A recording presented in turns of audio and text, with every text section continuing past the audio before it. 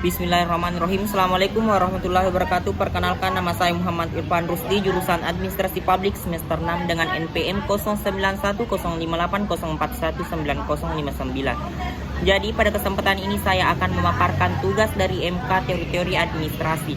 Dan yang pertama, apa itu kerangka teori? Kerangka teori merupakan suatu gambaran atau rencana yang berisi tentang penjelasan dari semua hal yang dijadikan sebagai bahan penelitian yang berdasarkan pada hasil dari penelitian tersebut. Sedangkan kerangka teoritis adalah konsep-konsep yang sebenarnya merupakan abstraksi dari hasil pemikiran atau kerangka dan acuan yang pada dasarnya bertujuan mengadakan kesimpulan terhadap dimensi-dimensi. Adapun bentuk teori bentuk atau teori ide adalah pendapat Plato bahwa bentuk-bentuk non-fisik tapi substansi atau ide merupakan realitas paling akurat ketika digunakan dalam konsep ini. Kata bentuk atau ide sering ditulis dicetak miring. Adapun fungsi teori memiliki fungsi sebagai suatu ikhtisar fakta dan hukum yang jelas dan ilmiah untuk mendapatkan pengertian dan mengorganisasikan pengalaman merupakan peran teori. Adapun tujuan teori ialah untuk mendapatkan pemahaman tentang sesuatu. Adapun proses-proses pembentukan teori, yang pertama, proses pembentukan teori. Pertama, pendefinisian istilah merupakan hal yang sangat penting dalam berteori, terutama berkenan dengan kejelasan atau ketepatan penggunaan istilah yang telah didefinisikan.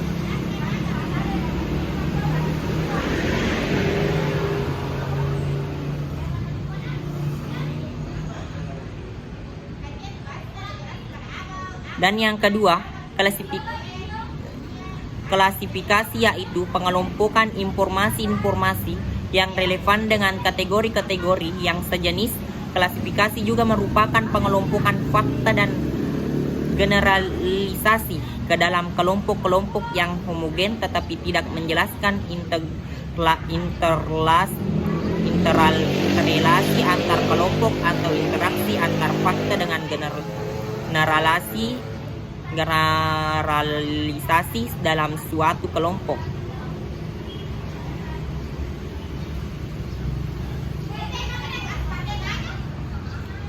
Adapun yang ketiga, mengadakan induksi dan deduksi. Induksi dan deduksi merupakan dua proses penting di dalam mengembangkan pernyataan-pernyataan teoritis. Setelah pendefinisian dan pengklasifikasian, induksi merupakan proses penarikan kesimpulan yang lebih bersifat umum dari fakta-fakta atau hal-hal yang bersifat khusus. Deduksi merupakan penurunan kaidah-kaidah khusus dari kaidah yang lebih umum.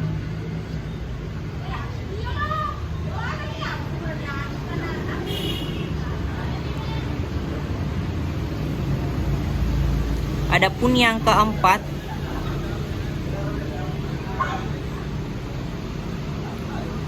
adalah informasi, prediksi, dan penelitian.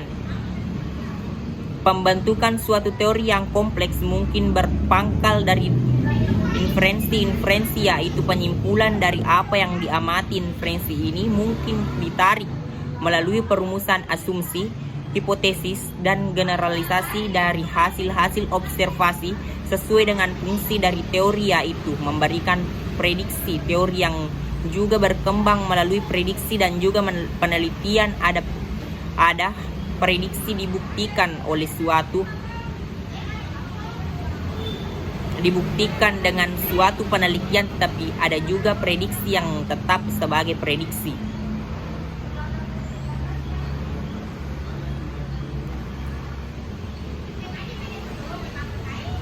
Adapun yang kelima, pembentukan model-model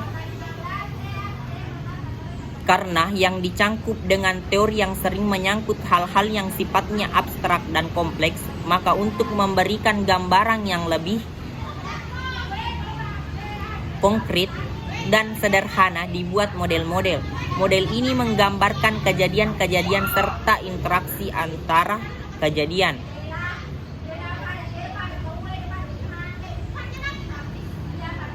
Adapun yang keenam, pembentukan subteori. Suatu teori yang telah mapan dan komprehensif mendorong untuk terbentuknya subteori. Subteori ini cenderung memperluas lingkup dari suatu teori dan juga memberikan penyempurnaan. Baiklah, itulah yang sempat saya sampaikan terkait dengan tugas mata kuliah teori-teori administrasi. Lebih dan kurangnya mohon dimaafkan. Billahi fisabilillah, fastabiqul khairat. Assalamualaikum warahmatullahi wabarakatuh.